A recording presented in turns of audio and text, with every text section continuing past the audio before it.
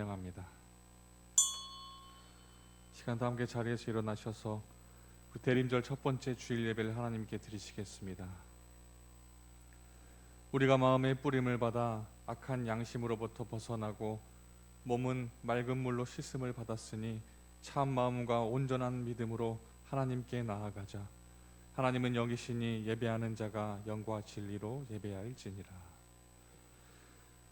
할렐루야. 찬송과 경배를 받으시기에 합당하신 하나님 아버지, 죄인들을 구원하시려고 이 땅에 오신 예수님을 사모하며 대림절 첫 번째 주일 예배를 드립니다. 성령님께서 친히 이곳에 임재하셔서 예배하는 우리의 몸과 마음을 거룩하게 구별하여 주시고 저희가 드리는 찬송과 기도와 예물을 기뻐 받아 주옵소서. 또한 만세전부터 예비하셨던 말씀과 은총으로 저희들의 심령을 충만하게 채워 주옵소서. 예배하는 이 시간 세상과 나는 간 곳 없게 하시고 오직 나를 구원하신 그리스도만 보이게 하여 주옵소서. 예수님의 이름으로 기도하옵나이다. 아멘.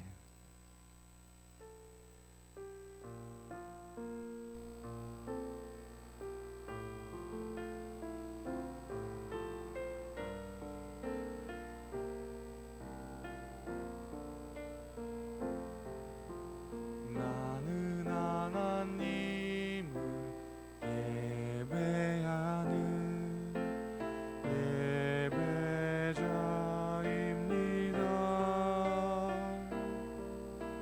내가 서 있는 곳 어디서나 하나님을 예배합니다.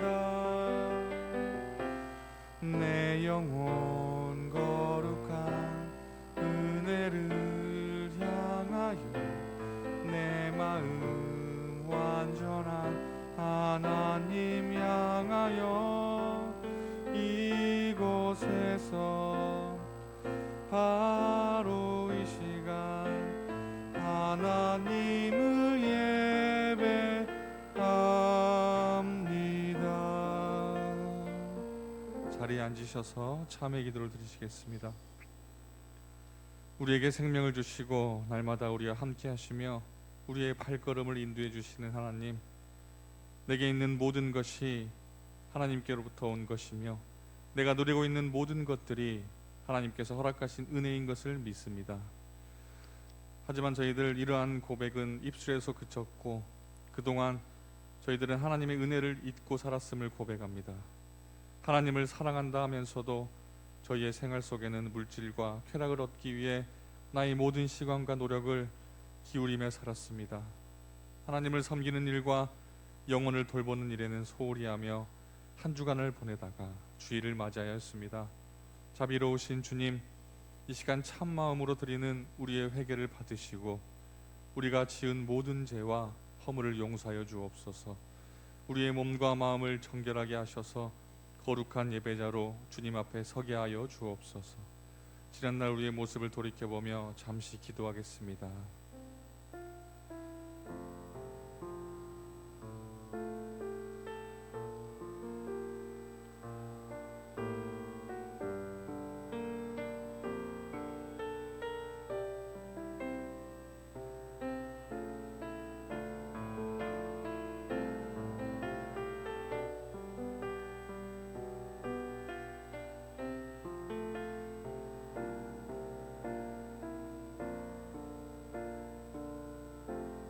사제와 새 생명의 기쁜 소식을 들으십시오. 여호와께서 그의 앞으로 지나시며 선포하시되 여호와라 여호와라 자비롭고 은혜롭고 노하기를 더디하고 인자와 진실이 많은 하나님이라. 인자를 천대까지 베풀며 악과 과실과 죄를 용서하리라. 이제 이 말씀을 따라 사제와 생명의 은총이 여러분에게 성령을 통하여 임하였음을 선언합니다. 아멘. 다 함께 신앙 고백하겠습니다. 나는 전능하신 아버지 하나님 천지의 창조주를 믿습니다. 나는 그의 유일하신 아들 우리 주 예수 그리스도를 믿습니다. 그는 성령으로 잉태되어 동정녀 마리아에게서 나시고 본디오 빌라도에게 고난을 받아 십자가에 못 박혀 죽으시고 장사된 지 사흘 만에 죽은 자 가운데서 다시 살아나셨으며 하늘에 오르시어 전능하신 아버지 하나님 우편에 앉아 계시다가 거기로부터 살아있는 자와 죽은 자를 심판하러 오십니다.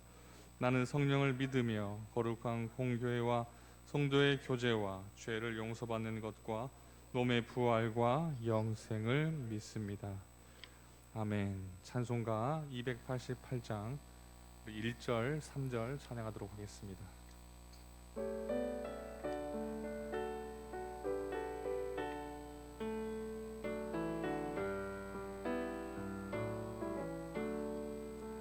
예수를 나의 구주 삼고 성령과 피로써 거듭나니 이 세상에서 내 영혼이 하늘의 영광 누리도다. 이것이 나의 간증이요 이것이 나의 찬송일세. 나 사는 동안 끊임없이 구주를 찬송하리로다. 주 안에 기쁨 누림으로 마음의 풍랑이 잔잔하니 세상과 나는 간 곳 없고 구속한 주만 보이도다. 이것이 나의 간증이요 이것이 나의 찬송일세. 나 사는 동안 끊임없이 구주를 찬송하리로다. 아멘.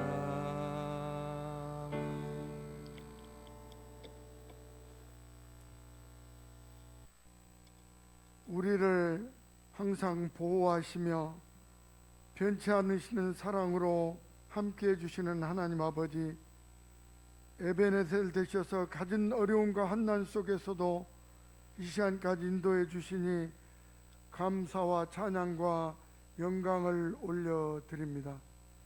올 한 해도 이 시간까지 모든 삶이 하나님 아버지의 은혜였음을 이 시간 고백합니다. 우한 폐렴으로 시작된 코로나19는 온 세계를 팬데믹에 빠지게 하여 사회적 거리두기 속에 마스크를 통한 우리의 입과 코를 가리고 살아야만 하는 이전에 전혀 겪어보지 못한 삶으로 바꿔버렸습니다.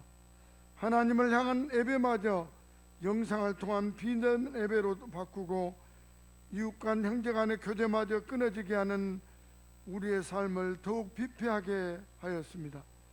그러나 그 속에서도 역사를 주관하시는 하나님의 손길은 형통한 길을 열어주시사 어려움을 극복할 수 있는 힘을 주시고 회복의 은혜를 베풀어 주셨습니다. 무엇보다도 우리가 드리는 예배를 비대면 예배에서 대면 예배로 바꾸는 회복의 은혜를 허락하심을 감사드립니다. 이제 우리의 입술에 하나님을 향한 감사의 고백이 넘칠 수 있도록 도와주시옵소서. 약할 때 강함을 주시는 하나님을 바라보게 하시고 닥치는 모든 한난과 고통스러움도 은혜로 바라볼 수 있는 영안의 눈을 뜨게 하옵소서. 우리가 드리는 넘치는 감사로 인하여 사랑과 희락과 평과 양성과 충성과 우냐 절제의 성령의 9가지 열매가 맺혀지게 하시고 나와 내 집은 오직 여호와만 섬기겠다고 했던 여호수아의 고백이 우리 모두의 고백이 되게 하옵소서. 주님께서 도우시는 사랑의 손길을 통하여 날마다 지경을 넓혀가는 야베스의 축복이 우리 모두의 축복이 되게 하옵소서. 이 시간도 목사님을 통해 선포되어지는 하나님의 말씀을 통해 은혜 충만케 하옵소서. 특별히 수능을 앞두고 있습니다.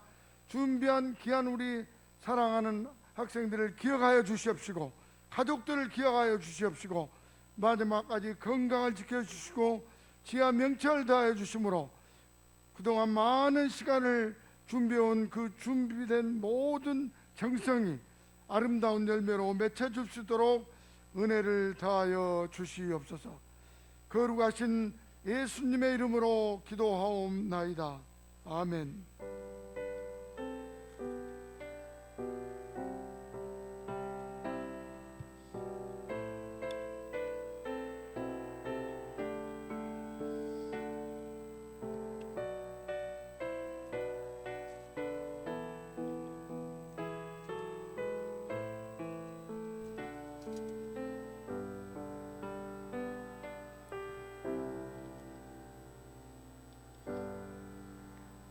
하나님께서 우리에게 주신 구약의 말씀 이사야 11장 10절 말씀입니다. 그날에 이새의 뿌리에서 한 싹이 나서 만민의 기치로 설 것이요 열방이 그에게로 돌아오리니 그가 거한 곳이 영화로우리라. 아멘.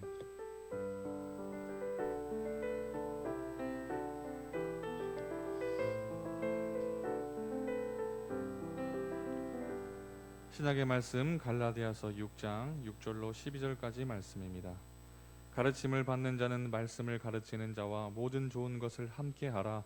스스로 속이지 말라. 하나님은 업신여김을 받지 아니하시나니 사람이 무엇으로 심든지 그대로 거두리라. 자기의 육체를 위하여 심는 자는 육체로부터 썩어질 것을 거두고 성령을 위하여 심는 자는 성령으로부터 영생을 거두리라. 우리가 선을 행하되 낙심하지 말지니 포기하지 아니하면 때가 이름에 거두리라. 그러므로 우리는 기회 있는 대로 모든 이에게 착한 일을 하되 더욱 믿음의 가정들에게 할지니라.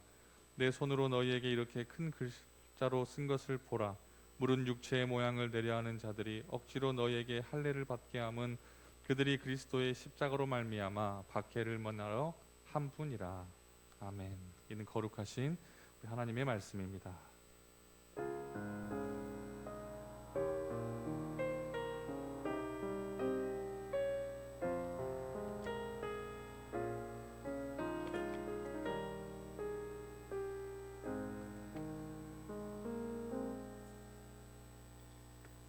오늘은 대림절, 대강절 첫 번째 주일입니다.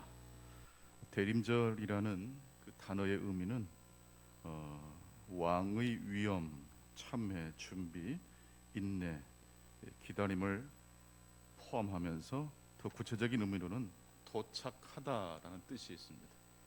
기다림뿐만 아니라 이미 도착하신 그 메시아를 우리가 마음으로 환영하고 그리스도와 함께 하나님의 나라와 의를 구하는 절기가 바로 대림절입니다. 계속해서 이 코로나가 더 확산되지 않도록 함께 우리들이 마음을 모아주시고 또 기도하실 수 있기를 바랍니다. 이제 수능을 얼마 남지 않고 있습니다. 우리 자녀들이 무사히 건강하게 최선을 다하여 준비한 모든 것들을 아낌없이 발휘할 수 있도록 기도해 주시기 바랍니다. 수험생을 위한 기도문을 별지로 내드렸고 또 수험생을 위한 기도회는 수요예배 후에 교육관에서 있겠습니다. 다음 주일 여전도에 총회 있습니다. 기억해 주십시오. 어제 우리 신옥자 원사님의 자녀 결혼식이 있었습니다. 우리 김병용, 이세라 양의 결혼식이 있었는데 우리 영상으로 잠깐 어제 내용을 좀 스케치했습니다. 다 참여하지 못했기 때문에 어떻게 결혼식이 진행됐는지 아마 궁금하실 것 같습니다. 한 1분 정도 되는 영상입니다.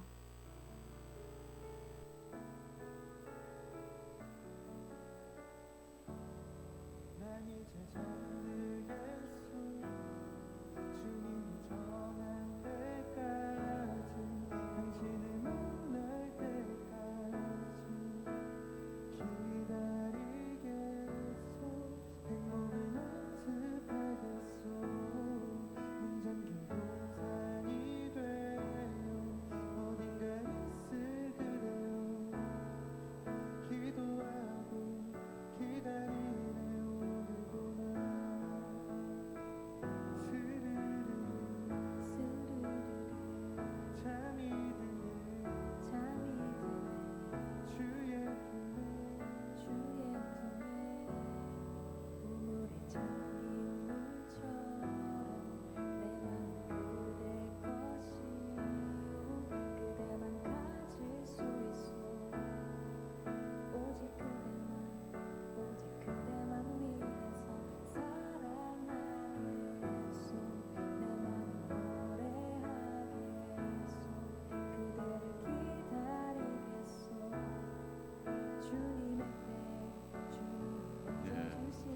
주인공들이 오늘 예배 참석을 했답니다.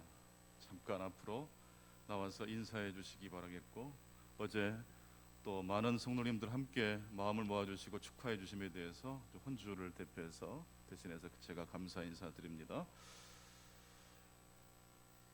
예, 조금 올라와도 좋겠는데 잘 보이게. 네. 우리 병영이는 200점이야. 왜냐하면 이렇게 예쁜 신부를 전도하기도 어려운 이 코로나 시대에 진짜 전도를 잘해버려서 얼마나 예쁜지 모르겠어요.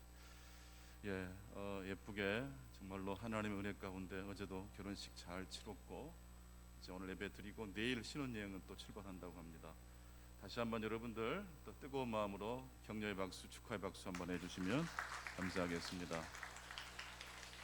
예, 행복하게 살라고 제가 또 십자가와 시집 한 권, 어제 제가 경험이 없어가지고 부부라는 시를 마지막에 딱 읽어줘야 되는데 못 읽어버렸어요. 우리 신랑 신부는 결혼 기념일날 꼭 이 시로 신부에게 읽어주고 기념하실 수 있기를 바랍니다.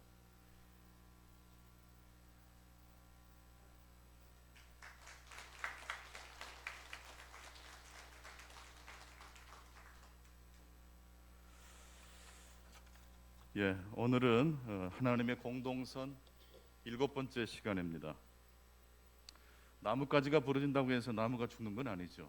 그런데 뿌리가 상하면, 뿌리가 병이 들면 튼튼한 나무일지라도 우람한 나무일지라도 쓰러지고 맙니다. 무슨 이야기입니까? 보이는 가지보다 보이지 않는 뿌리가 그만큼 중요하다는 말씀입니다. 우리의 인생을 지키는 것은 화려하게 내 자신을 지켜주는 어떤 것이 아니라 보이지 않는 우리 내면의 힘, 보이지 않는 하나님의 힘이 우리 인생의 뿌리라는 것을 오늘 또 하나님의 은혜 가운데 마음속 깊이 새기실 수 있기를 축원합니다. 마태복음 12장 20절 말씀, 상한 갈대를 꺾지 아니하시고 꺼져가는 심지불을 끄지 아니하시는데 심판하여 이길 때까지 하신다는 이 말씀. 이 갈대는 상처가 있는 갈대입니다. 모르긴 몰라도 가지가 여럿 부러지기도 했을 겁니다. 그런데 결과는 어떻게 됐습니까? 상처가 많고 가지도 부러진 이 상한 갈대가 쭉 보니까 꺾어지지 않고 건재했습니다. 왜 그렇죠? 가지는 상했고 또 상처난 여러 가지 가지가 있었지만 그 뿌리가 상하지 않았기 때문입니다. 이사야 11장 1절 말씀도 동일한 말씀입니다. 이새의 가지에서, 이새의 그루터기에서 한 싹이 나며 그 뿌리에서 한 가지가 나서 결실할 것이라고 말씀하고 계십니다. 다윗 왕조라는 나무 기둥은 잘려 나갔지만 그럼에도 불구하고 무엇이 남아 있습니까? 그루터기와 뿌리는 건재합니다. 유다의 희망은 바로 거기서부터 시작됩니다. 뿌리, 그루터기. 다 사라져도 사라지지 않는 것이 있습니다. 예수님은 상한 갈대와 같은 인생들을 만나 주셨고 만나실 때마다 그들의 무엇을 존중해 주셨습니까? 그들의 뿌리. 상처 많은 인생이지만 실패한 인생들이지만 그럼에도 불구하고 그들의 존엄만큼은 존중해 주셨습니다. 삭개오를 비롯해서 38년 동안 질병으로 고생했던 베데스가 목가의 그 병든 사람에게도 우리 예수님은 뭐라고 말씀하셨습니까? 네가 낫고자 하느냐? 병자는 자신이 나을 수 있는 인생이란 걸 잊어버렸어요. 늘 누가 내 대신 저 강물의 연못에 저를 인도해 주지 않습니다. 무엇 때문에 저는 고생하고 있고 무엇 때문에 제 인생 고단합니다 라고 말했던 그 병자에게 예수님이 뭐라고 말씀하셨습니까? 네가 낫고자 하느냐? 네 나을 수 있어 라고 말씀하신 것입니다. 예수님은 비참한 인생들을 만나실 때마다 그들의 존엄을 발견하셨고 존중해 주심으로 그들의 인생이 회복될 수 있도록 인도해 주셨습니다. 계시록 3장 20절 말씀을 보면 예수님께서 문 밖에서 문을 놓고 하신다고 하셨습니다. 그냥 문을 열고 들어오신 게 아니고 놓고 하십니다. 안에 있는 사람이 문을 열 때까지 기다려 주십니다. 지금 예수님은 문 안에 들어가서 그와 함께 식사하고 구원의 잔치를 펼치실 준비를 가지고 그 집 문 앞에 도착하신 것인데, 급하고 소중한 일을 앞에 두고 예수님께서 한 가지 꼭 잊지 않고 행동하시는 행동이 있습니다. 그것은 녹화하는 것입니다. 일방적으로 구원을 펼치시는 게 아니고 문을 열 때까지 기다려 주시는 예수님, 인간의 존엄을 존중해 주시는 모습을 볼 수 있습니다. 또한 로마서 5장 8절에 보게 되면 우리가 아직 죄인 되었을 때에 그리스도께서 우리를 위하여 죽으심으로 하나님께서 우리에 대한 자기의 사랑을 확증하셨다고 하셨습니다. 죄인 되었을 때라는 이 대목입니다. 아직 준비가 되지 않았을 때, 내 스스로 하나님 앞에 나아가지 못할 때 누가 먼저 손을 내밀어 주신 겁니까? 우리 주님이 먼저 손을 내밀어 주신 것입니다. 이것이 바로 기독교입니다. 키에릭 케고라는 그 철학자가 죽음에 이르는 병에 대해서 이야기했습니다. 죽음에 이르는 병은 암이 아닙니다. 죽음에 이르는 병은 뭘까요? 절망입니다. 왜 우리들이 절망할까요? 낙심한 일이 생기고 어떤 큰 충격적인 일이 우리 삶에 느닷없이 들이닥칠 수 있습니다. 그럼에도 불구하고 우리의 삶에 일어난 그 일과 우리 존재는 같을까요? 다른 것일까요? 문제는 문제고 내 존재는 내 존재인 것입니다. 사업에 실패할 수 있어요. 그러나 그 실패가 내 존재의 가치를 결정짓지 않도록 하실 수 있기를 바랍니다. 실패하고 무너져도 갈대가 상하고 부러질지라도 우리 인간의 존엄은 훼손되지 않습니다. 우리의 뿌리는 건재합니다. 그루터기는 남아 있습니다. 그래서 우리는 이렇게 하나님의 메시지를 정리해 볼 수 있습니다. 인간은 존엄한 존재다. 따라서 하십시다. 인간은 존엄한 존재다. 두 번째로, 그래서요, 인간의 존엄은 어떻게 되어야 합니까? 존중되어야 합니다. 언제 인간의 존엄은 존중되어야 될까요? 사업이 잘 될 때? 내가 하는 일마다 열매가 주렁주렁 맺힐 때입니까? 외양간에 송아지가 없고 감람나무에 소출이 없을 때도 나는 여호와로 인하여 즐거워할 수 있는 줄로 믿습니다. 이것이 바로 하나님의 명령입니다. 아침마다 때때로 거울을 볼 때마다 우리가 화장을 하듯이, 메이크업을 하듯이 우리 인생을 향해서 우리 스스로가 설교해야 됩니다. 너는 존귀한 자야. 너는 존엄한 존재야. 이건 하나님의 명령이야. 그렇게 하실 수 있기를 바랍니다. 시편 81편 10절에 보게 되면 내 입을 크게 열라 내가 채우리라는 말씀이 있습니다. 여러분, 하나님의 말씀이 선포될 때마다 마음을 활짝 여실 수 있기를 축원합니다. 말씀을 듣는 시간은 그 하나님의 말씀을 통해서 하나님의 임재가 우리의 삶에 방문하는 시간입니다. 그런데요, 하나님의 은혜가 우리의 삶에 방문하는 걸로 끝나면 안 돼요. 그 하나님의 은혜가 우리의 삶에 거주할 수 있도록 하실 수 있는 저와 여러분 되시기를 바랍니다. 방문하는 것이 거주하는 것으로 바꾸려면 노력해야 됩니다. 들은 말씀, 깨달은 말씀을요 그냥 지나치면 안 돼요. 예배당을 떠나도 들은 말씀 중에 감동이 되는 말씀이 있다. 이건 나의 영혼에 정말로 기가 막힌 말씀이다라는 말씀이 깨달아지셨다면 장소와 대상이 바뀌더라도 그 말씀을 적용하실 수 있기 바랍니다. 아내에게 말씀과 은혜를 나누십시오. 남편에게 받은 은혜를 나누십시오. 친구들에게, 지인들에게도 받은 은혜를 나누실 수 있기 바랍니다. 개중에는요, 우리가 전한 그 이야기를 귀를 쫑긋이 그리고 마음을 활짝 열고 경청하는 분들이 계실 거예요. 그럴 때는요, 정말로 하나님의 말씀이 그분에게 들어가는 시간이기 때문에 더 마음을 활짝 열고 기도하는 가운데 말씀을 나누실 수 있기 바랍니다. 그렇게 나누고 적용하다 보면요, 받은 은혜가 방문으로 끝나는 것이 아니고 내 삶에 거주하게 됩니다. 성경은 우리 모두가 흙수저라고 말을 합니다. 그리고 우리 모두가 존엄한 존재라고 말을 합니다. 창세기 3장 19절 말씀을 읽어보면 인간은 흙수저입니다. 흙으로 돌아갈 존재라고 말합니다. 뿐만 아니라 창세기 1장 27절에 보게 되면 인간은 무엇으로 지음받은 존엄한 존재입니까? 하나님의 형상으로 지음받은 존엄한 존재입니다. 넬슨 만델라 전 남아공 대통령 이야기 지난번에 나누었습니다. 만델라가 언제 자신의 존재가 존엄한 존재라는 사실을 각성하게 되었습니까?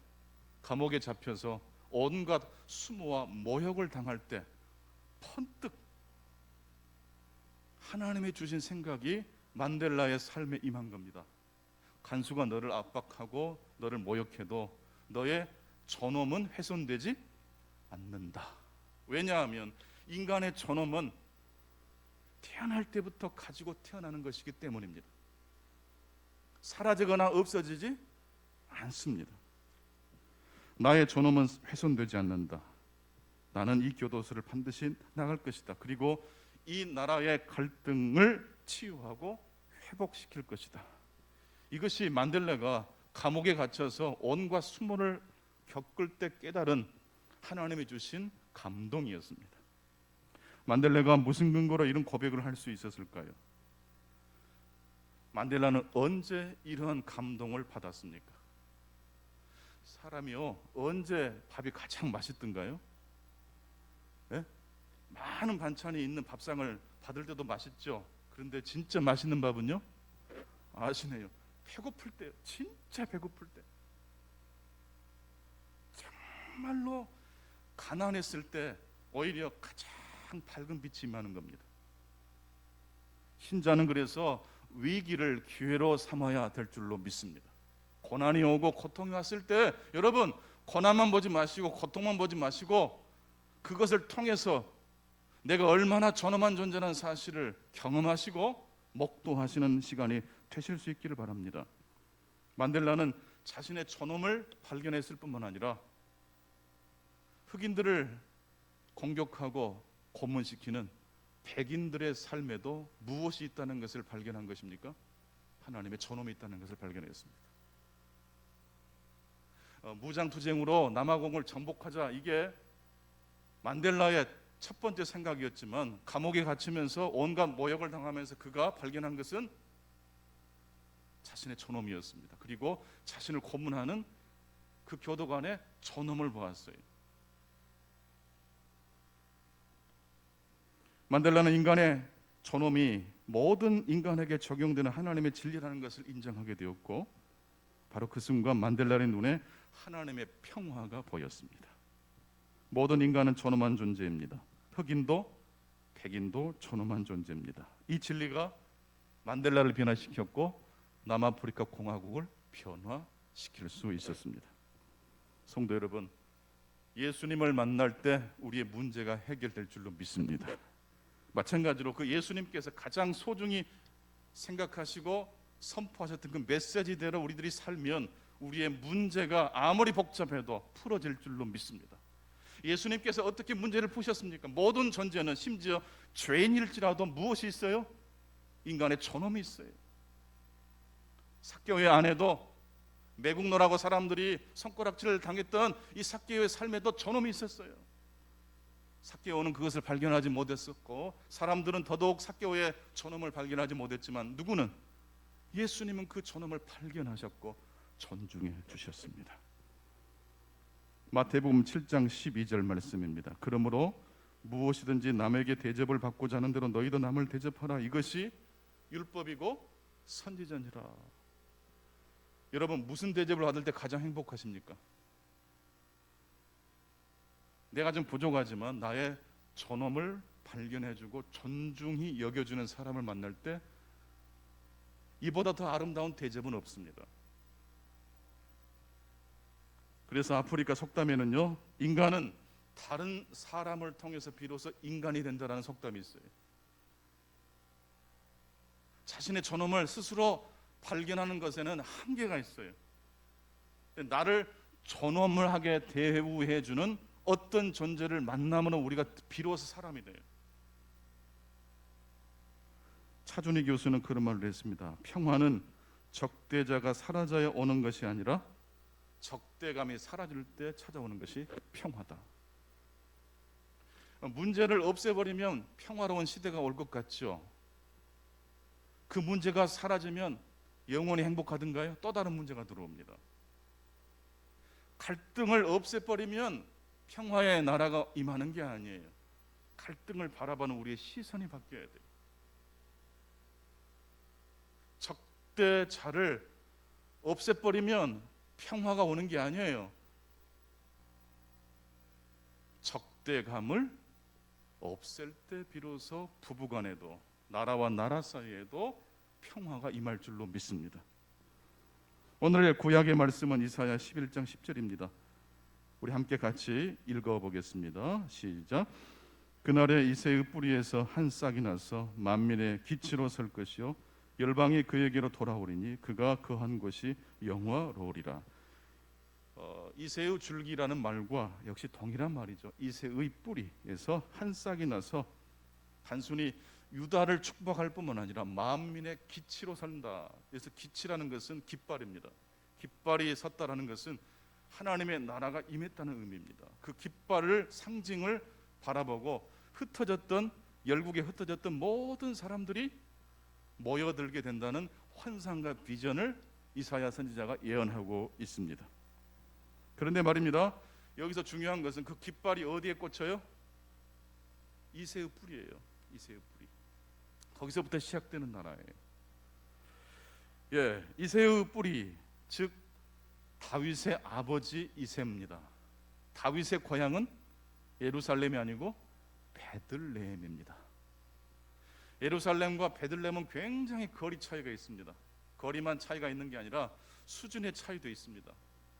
예루살렘은 이스라엘의 중심이라면 베들레헴은 변방 중에 병방입니다. 벽촌 중에 벽촌입니다. 하나님의 나라는, 다시 시작되는 하나님의 나라는 볼품없고 초라한 비천한 이새의 고향 베들레헴에서부터 시작됩니다. 왜 우리들이 크리스마스 성탄절을 기다리고 맞이할 때마다 가슴이 설레입니까? 예수님이 어디에서 태어나셨기 때문일까요? 베들레헴 말구유입니다. 가장 밑바닥입니다. 내수열 많은 것이 못 되는 그곳, 오히려 감추고 싶은 이야기가 있는 그 베들레헴에서부터 하나님의 나라가 다시 시작되고 있습니다. 우리들이 넘어지고 부서졌을 때 어디에서 우리의 존엄을, 우리의 뿌리를 발견할 수 있어야 됩니까? 베들레헴이 되실 수 있기를 바랍니다. 이새의 뿌리, 베들레헴, 중심이 아닌 변방, 보이는 화려한 것이 아닌, 보이지 않지만 내 중심을 지켜주시는 하나님의 손길을 바라보시는 저와 여러분 되시기를 축원합니다.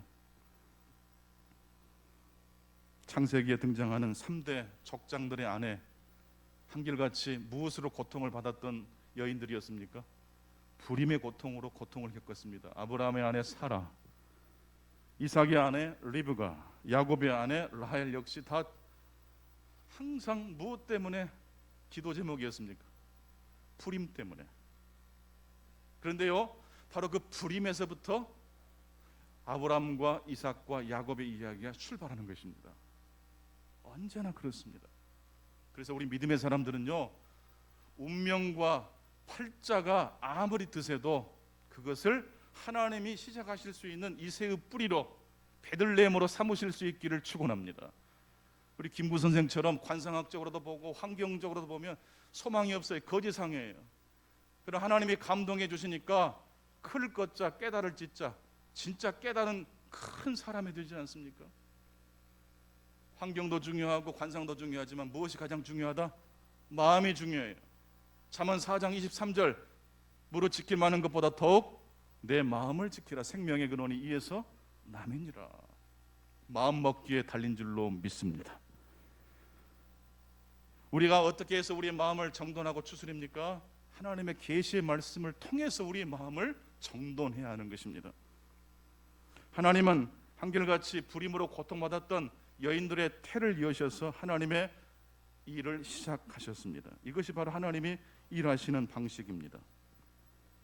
언제나 하나님의 나라는 베들레헴에서부터 시작해서 예루살렘으로 나아갑니다. 가장 미천한 자리, 미미한 자리에서부터 예루살렘을 향해 나아가는 발걸음을 오늘 이 아침 우리 모두가 함께 첫 출발의 걸음을 다시 내딛게 되시기를 축원합니다. 오늘 또 하나님은 우리의 불임의 태를 통해서 하나님의 위대한 일을 역사하실 수 있습니다. 재수 없는 일이라고 생각했던, 그 부끄러운 일이라고 생각했던 그 모든 것들 때문에 우리의 존엄의 뿌리는 훼손되지 않습니다. 혹시 누군가에게 불편한 마음을 끼쳤다면 사과하셔도 돼요. 사과한다고 해서 우리의 인격과 존엄이 무너지지 않아요. 자녀들에게 사랑한다는 말을 평생 하고 싶어도 부끄러워서 못하는 아버지들이 많잖아요. 문자 한번 보내세요.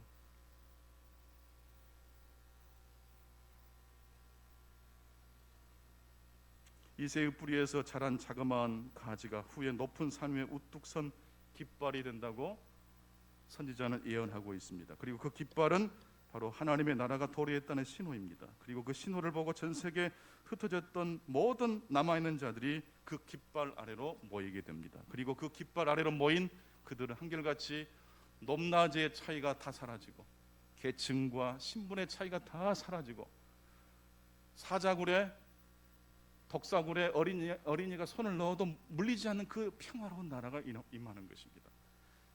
나의 반대자를 없앨 때 평화의 나라가 임하는 게 아니고 내 속에 있는 적대감이 사라지니까 어린 양과 사자가 함께 어우러지게 됩니다. 독사굴에 어린이가 손을 넣어도 물리지 않습니다. 그런데 그와 같이 아름다운 그 하나님의 나라가 이미 예수 그리스도를 통하여 우리 삶에 임한 줄로 믿습니다. 그것이 바로 오늘 대림절 첫 번째 주일을 맞이하는 우리에게 주신 하나님의 메시지입니다. 물은 99도가 돼도 끓지 않습니다. 그렇죠? 100도가 돼야지 끓습니다. 99도가 돼도 뜨겁긴 해요. 그러나 100도가 돼야지만 끓습니다. 99도와 100도 사이에는 굉장히 큰 질적인 차이가 있습니다. 하나님의 나라는 어떻습니까? 이미 예수 그리스도가 이 땅에 오심으로 그리고 십자가에 달려 죽고 부활하심으로 하나님의 나라가 시작되었고 하나님의 그 거룩한 뜻이 선취되었습니다. 할렐루야. 이미 하나님 나라가 시작됐습니다. 그러나 아직 완성은 다 되지 않았습니다. 그래서 우리 그리스도인들은요 이미와 아직 사이에 살아갑니다. 99도와 100도 사이에는 질적인 차이가 있지만 우리 그리스도인들이 경험하는 하나님 나라의 이미와 아직 사이에는 어떤 일이 있을까요? 완성될 때까지, 하나님 나라가 완성될 때까지 우리는 기다리고 또 기다려야 될까요? 이미 우리가 기도할 때 하나님 말씀을 듣고 우리가 엎드릴 때에 하나님의 감동이 오늘 우리의 삶에도 뜨겁게 역사될 줄로 믿습니다. 사라와 리브가와 라헬이 경험했던 하나님을 오늘 우리들이 만날 수가 있습니다.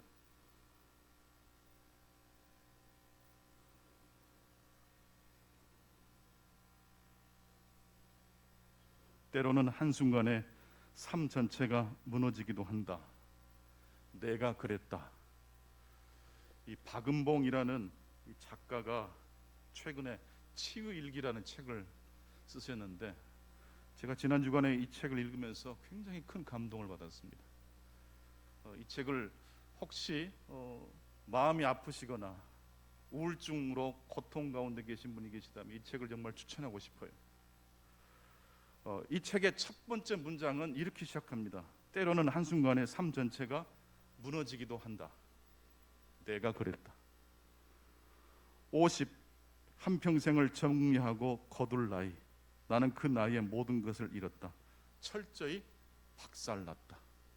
2011년 7월 2일자 일기 내용입니다. 이제 고생을 다 마치고 안정된 직장에서 이제 좀 어깨 좀 피고 여유로운 삶을 살려고 했는데 나이 50에 우울증이 덮친 거예요. 불안증이 덮친 거예요. 먹을 수도 없고 찰 수도 없고 버스를 타는 것도 너무 어렵고 삶이 와장창 한순간에 무너졌어요. 이분은 역사를 공부하신 분이고 한국사 편지라는 책 글 시리즈를 쓰셔가지고 무려 400만 부 베스트셀러 작가입니다. 근데 이분의 그 스토리를 보니까 싱글맘으로 굉장히 어려운 가운데 사셨더라고요. 20대에 싱글맘이 돼가지고 아이를 키우면서 직장 생활을 올인할 수 없으니까 원고를 써서 겨우겨우 입에 풀칠을 하면서 책을 썼는데 그것이 대박이 나가지고 월세집에서 전셋집으로 전셋집에서 아파트로 이사를 하게 되었고 이제 좀 편히 쉴 수 있는 나이 50이 됐는데 그때 덜컥 우울증이 찾아온 거예요. 아무것도 할 수 없었어요. 약물 치료도 받고 상담 치료도 받았지만 그 시간이 얼마나 고통스러운지 몰라요. 장장 자그만치 9년이라는 세월 동안 우울증과 고통스러운 시간을 보냈다고 합니다. 그리고 마침내 그 자신의 그 치유 일기를 모티브로 해서 책을 한 권 쓰심으로 다시 작가로 다시 그 잘린 그루트그에서 싹이 나는 것처럼 다시 시작할 수 있는 그 기회를 얻게 되었고 그것을 책으로 묶어낸 걸 제가 읽어보았습니다. 어느 날 이런 또 일기가 있었습니다. 잃어버렸다. 길을 잃어버렸다. 왜 여기 나와 있는지 처음 시작을 잃어버렸다. 여기서 뭘 할 수 있는 건지 뭘 해야 하는지 모르고 그저 멍하니 앉아있다. 이러면 안 되는데 하면서 아무것도 할 수 없었다. 어디서부터 길을 잃어버렸는지 어디서부터 시작을 해야 되는지 머리가 텅 비어버린 겁니다. 수천 권의 책을 읽고 수백 권의 책을 쓴 사람이지만 그 지식이 자신을 지켜주지 못한다는 걸 알았어요.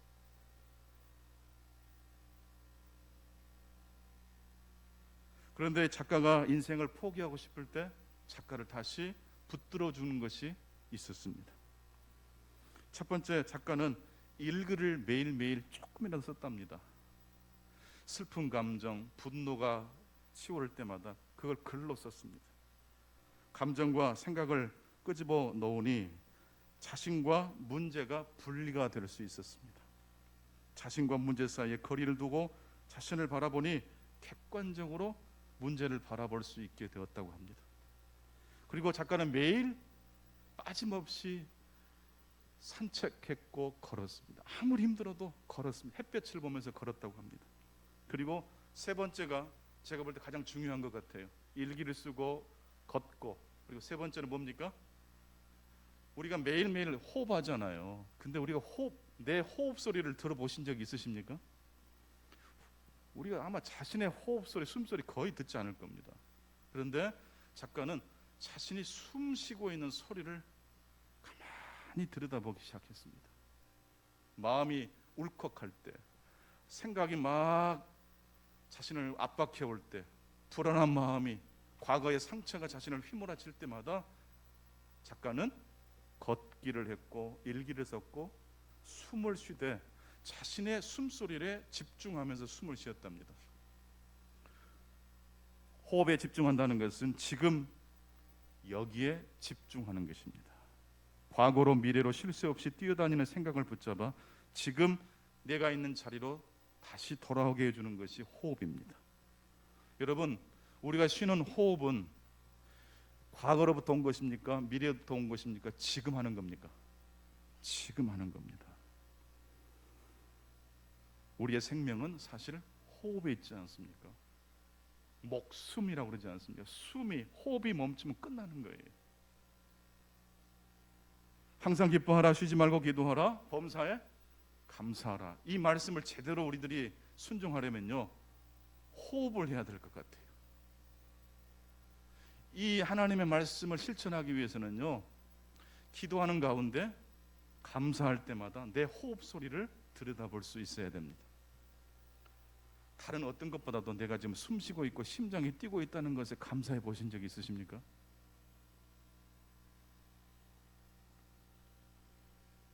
지금 이 순간 염려의 생각에 빠지지 않고 과거의 어떤 일에 얽매이지 않고 지금 이 순간 이 자리에 계시는 저와 여러분 되시기를 바랍니다. 그 호흡을 주신 하나님께 집중하실 수 있기를 바랍니다. 내 호흡 소리를 한번 들어보시고, 그러다 보면 이제 내 발걸음 소리가 들릴 거예요. 그리고 갈대들이 서로 부딪히면서 내는 소리도 들릴 거예요. 하늘에 구름이 보이기 시작할 것이고 내 뺨을 스치고 지나가는 바람결도 느끼게 될 것입니다. 근데 이 소중한 것들을 우리는 다 놓치고 살고 있습니다. 우리가 지금 어디에 우리의 정신을 빼앗기고 있는지 모르겠어요. 과거, 미래는 사실 실체가 없는 겁니다. 오늘 이 자리에 우리를 있게 하신 그 하나님께 집중하시는 저와 여러분 되실 수 있기 바랍니다. 그러자마자 그렇게 쭉 매일매일 그런 생활을 반복하자마자 이 작가의 마음속에 드디어 파란 하늘이 보이기 시작했고 나무 사이로 반짝거리는 햇볕이 들어오기 시작했습니다. 짜장면으로는 짬뽕을 만들 수 있나요, 없나요? 없어요. 빵을 가지고 짜장면을 만들 수 없어요. 밀가루를 가지고 짜장면도 빵도 만들 수 있는 것처럼 우리의 고정된 습관화된 생각을 우리가 리셋하지 않으면 하나님의 새로운 일에 대하여 우리들이 받아들이고 수용할 수가 없습니다. 그래서 기도란 말씀 묵상이란 내가 가루가 되는 시간이에요. 나의 과거의 패턴을 멈추고 하나님이 사용하실 수 있는, 하나님이 마음껏 반죽해서 짜장면도 만드실 수 있고 빵도 만드실 수 있는 그런 상태로 우리의 삶을 준비하실 수 있기를 바랍니다. 살면서 우리에게 일어나는 어떤 사건을 막을 수는 없습니다. 하지만 여러분, 첫 번째 화살을 맞는 것은 어쩔 수 없다 할지라도 두 번째 화살을 맞는 것은 우리가 피할 수 있다고 합니다. 첫 번째 화살이 왜 여기에 꽂혔는가 계속 고민하면요, 그것이 두 번째 화살에 대해서 우리를 찌른대요. 하지만 첫 번째 화살이 우리를 맞힌다 할지라도 우리의 전원만큼은 사라졌습니까? 사라지지 않았습니까? 사라지지 않았습니다. 나무 기둥이 잘려도 그루터기는 살아있는 줄로 믿습니다. 예루살렘이라는 중심이 아닌 베들레헴이라는 변방에서부터 하나님 나라가 시작됐습니다. 상한 갈대에서부터 하나님의 나라가 지금도 시작되고 있음을 바라보실 수 있기를 바랍니다. 이게 바로 우리의 전엄의 근거 뿌리입니다. 보이는 나무가 중요한 게 아니고 보이지 않는 그 나무의 뿌리가 나무의 진짜 중요한 요소라는 사실입니다. 오늘 또 여러분이 살고 존재할 수 있는 것은 하나님께서 호흡할 수 있도록 역사해 주고 계시기 때문입니다. 열심히 걸으십시오. 그리고 어떤 안 좋은 생각들이 여러분의 삶에 들어올 때마다 글로 쓰십시오. 문제와 여러분 자신을 분리시키십시오. 문제가 안 좋게 됐다고 해서 여러분의 인생이 그대로 거꾸로지는 것은 아닙니다. 오히려 하나님은 약한 자의 무너진 삶의 자리에서 위대한 하나님의 나라를 시작하실 수 있는 분입니다. 그 기적의 하나님 오늘 또 만나시는 저와 여러분 되시기를 축원합니다. 기도하겠습니다. 하나님 아버지 감사합니다. 우리의 전엄의 뿌리가 하나님이 심을 오늘 또 말씀을 통해서 되새겨 보았습니다. 구체적으로 하나님의 나라는 예루살렘이 아닌 변방 베들레헴에서부터 시작된 나라였고 사라와 리브가와 라헬의 불임의 태에서부터 하나님 나라가 시작되는 첫 출발 지점이었습니다. 우울증이 한꺼번에 다가와 9년 동안 아무런 일을 할 수 없었던 한 작가의 삶을 다시 회복시킨 것은 호흡하는 것이었고 걷는 것이었고 단순하게 자신의 삶을 일기에 쓰는 것이었습니다. 우리가 하나님의 말씀을 필사하고 시편 23편을 암송하고 설교 요약을 노트에 옮겨 쓰는 그 모든 작은 행동 하나하나를 통해서 오늘 하나님의 놀라운 영광의 빛이 경험될 수 있도록 도와주옵소서. 우리 모두가 하나님의 형상대로 지음받은 존엄한 존재임을 우리가 만날 때마다 만나는 사람에게 그 하나님의 존엄을 존중해 줄 수 있게 하셔서 서로가 서로를 통해서 하나님의 아름다운 사람으로 다 빚어져 나갈 수 있도록 도와주옵소서. 예수 그리스도 이름으로 축복하며 기도하옵나이다. 아멘.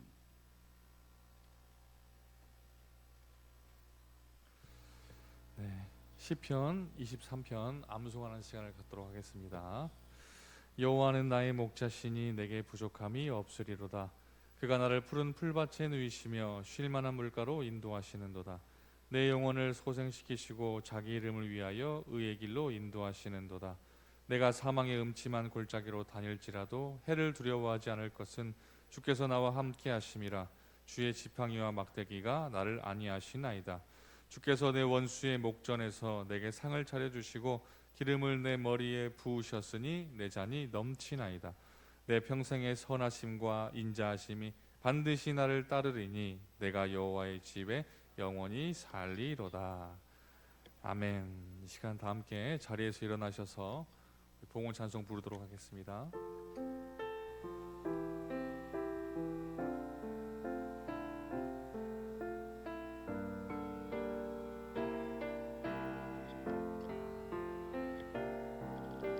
사랑의 나눔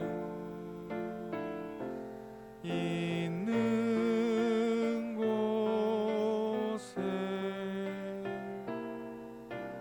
하나님께서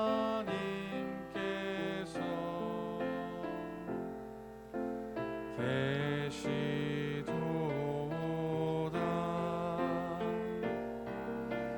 사랑의 나눔 있는 곳에 하나님께서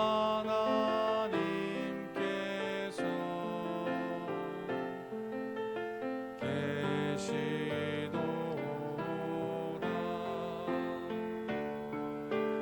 사랑의 나눔 있는 새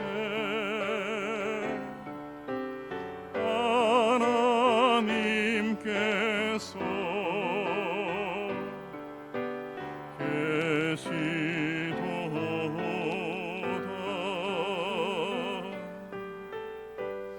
우리 모두 가슴에 두 손을 모으시겠습니다. 존귀하신 하나님, 신실하신 하나님, 상한 갈대를 꺾지 아니하시고 꺼져가는 심지불을 끄지 아니하시는 하나님 감사합니다. 가지가 부러져도 여전히 우리의 삶을 유지할 수 있는 것은 뿌리가 있기 때문인 줄로 믿습니다. 우리를 하나님의 형상대로 지으시고 자녀 삼아주신 하나님, 예수 그리스도를 이 땅에 보내주시고 하나님 나라가 시작되게 하시고 예수 그리스도를 내 삶의 구주로 영접하게 되는 모든 이들 가운데 하나님의 나라를 경험할 수 있도록 하나님의 놀라운 축복을 부어주신 하나님 감사합니다. 아직 이 하나님 나라가 다 완성되지 않았지만 여전히 우리가 말씀을 묵상하고 기도하고 범사에 감사하고 찬양할 때마다 하나님의 임재를 경험하게 되어져서 슬픔 많은 세상이고 환난 많은 세상이지만 그것을 뚫고 보이는 것 너머의 보이지 않지만 이 세상을 통치하시는 하나님을 바라보게 해주시니 감사합니다. 오늘 또 저희들이 호흡하는 순간순간마다 하나님의 생명의 역사를 기억할 수 있도록 도와주옵소서. 우리가 발걸음을 옮기는 곳곳마다 자연을 통해서 우리에게 말을 걸어오신 하나님을 경험할 수 있게 해주시옵소서. 하나님, 이제 이 세상을 우리가 어떻게 바라봐야 되겠습니까? 문제를 없애고 해결하는 관점이 아니라 적대감을 없애고 하나님의 평화의 마음으로 내 이웃을 내 몸처럼 사랑할 수 있도록 도와주옵소서. 이제 한 주간 세상을 향해 나아가서 살 때에도 만나는 사람들 속에 하나님의 형상과 저들의 존엄을 발견하고 존중해 줄 수 있는 하나님의 귀한 사명자의 삶을 살게 해 주옵소서.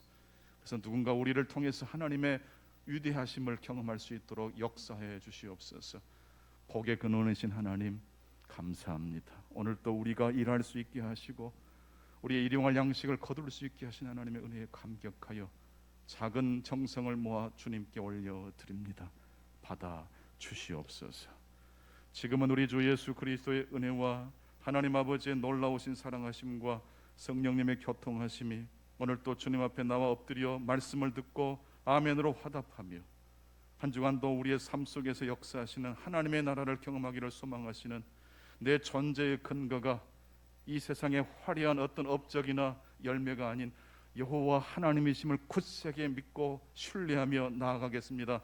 다짐하며 나아가시는 중공의 모든 성도님들과 이 나라와 이 민족 가운데 영원토록 함께 하시기를 간절히 축원하옵나이다. 아멘.